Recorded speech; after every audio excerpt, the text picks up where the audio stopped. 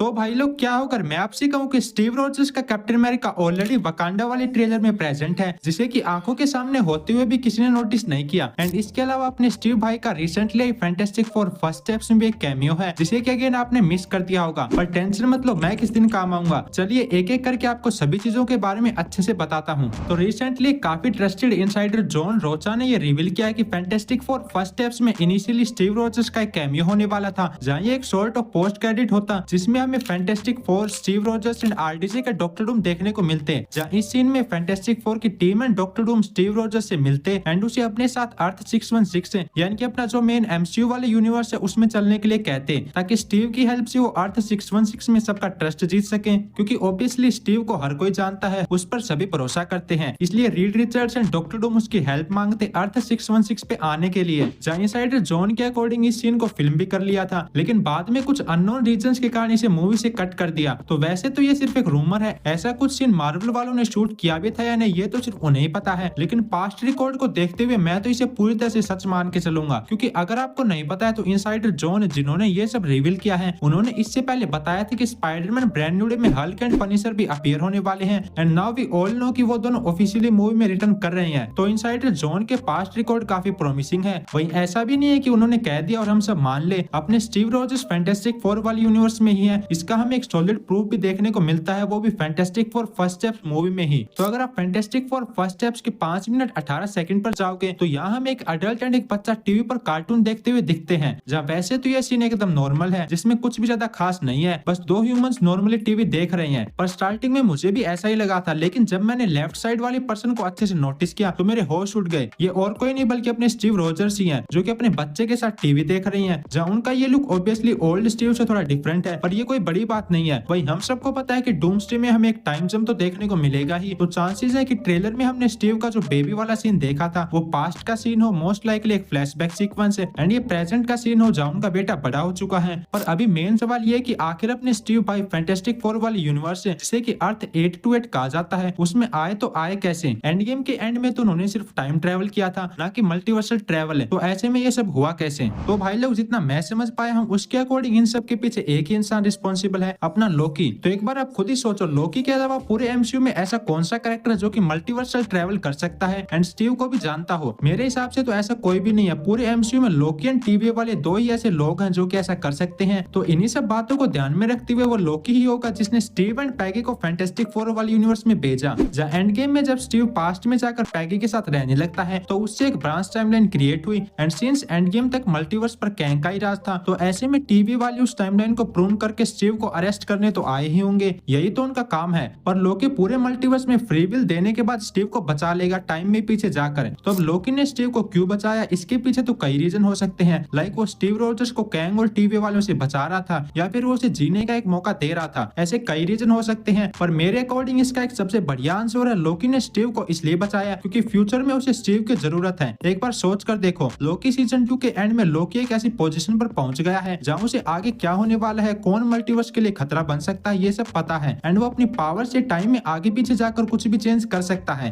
तो ऐसे में चांसेस है कि फ्यूचर में उसे या फिर एवेंजर्स को स्टीव की जरूरत हो, एंड इसलिए वो स्टीव को बचा रहा है उसे दूसरे यूनिवर्स में भेज कर, ताकि फ्यूचर में जब एवेंजर्स को उसकी जरूरत पड़े तो वो वापस आ सके। जहाँ लोकी का स्पेसिफिकली फैंटास्टिक फोर वाले यूनिवर्स को चुनना भी एक काफी स्मार्ट मूव है, क्योंकि लोकी जानता है कि फ्यूचर में क्या होने वाला है। उसे पता है कि फैंटास्टिक फोर वाला यूनिवर्स आगे जाकर इनकर्जन से डिस्ट्रॉय होने वाला है, एंड जब ऐसा होगा तो फैंटास्टिक फोर की टीम मेन एमसीयू अर्थ 616 में आएंगे। तो उनके इसी फ्यूचर को देखते हुए लोकी ने स्टीव को अर्थ 828 में भेजा, ताकि वो रीड की हेल्प कर सके उन्हें एमसीयू में लाने और एवेंजर्स से इंट्रोड्यूस करवाने में। पर इस थ्योरी का सबसे इंटरेस्टिंग पार्ट तो अब आता है, जहां अगर Steve fantastic four and doctor Doom को अर्थ 616 में लेकर आएगा तो जो स्पेसशिप हमने थंडरबोल्ट्स एके न्यू एवेंजर्स के पोस्ट क्रेडिट में देखी थी, उसमें सिर्फ फैंटास्टिक फोर नहीं बल्कि उनके साथ अपना स्टीव रोजर्स, पैगी, उनका बच्चा एंड डॉक्टर डूम भी है। एंड वकांडा वाले ट्रेलर में जब बेन एम्बाको एंड शूरी से मिलता है तो अपने स्टीव भाई भी वहीं उसी के साथ प्रेजेंट है। अगर आपने वकांडा वाले ट्रेलर को थोड़ा भी ध्यान से देखा है तो आपने नोटिस किया होगा कि उस ट्रेलर में काफी फ्री स्पेस है एंड कुछ चीजें बिल्कुल भी सेंस नहीं बनाती हैं। लाइक इस शॉट में शूरी कहाँ जा रही है, उसके सामने तो कुछ भी नहीं है। तो ये तो 100% कंफर्म है कि रूसो ब्रदर्स वकांडा वाले ट्रेलर में हमसे काफी कुछ छुपा रहे हैं। वो पास्ट में भी ऐसा कर चुके हैं। ये फैंस के मूवी एक्सपीरियंस को इनहांस करने के लिए एक सिंपल एडिटिंग ट्रिक है, जहाँ वो ट्रेलर में से चीजें इरेज कर देते हैं। तो वकांडा वाले ट्रेलर से भी उन्होंने काफी कुछ इरेज किया है, specially doctor Doom and Steve Rogers को।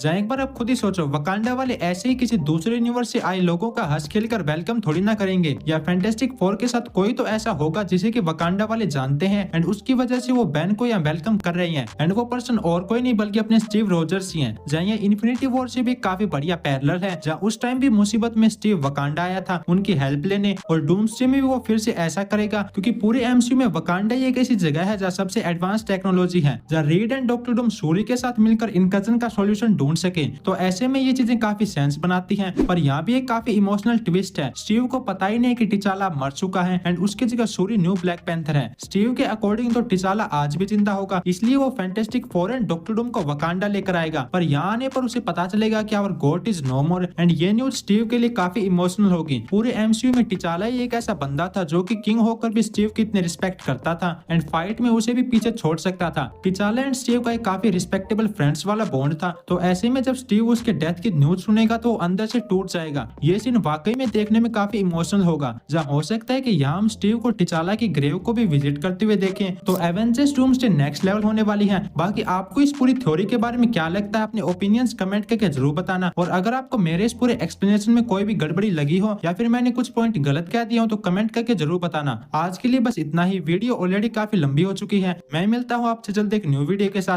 तब तक के लिए stay safe, stay healthy and हाँ, जाते जाते एक लाइक जरूर कर देना।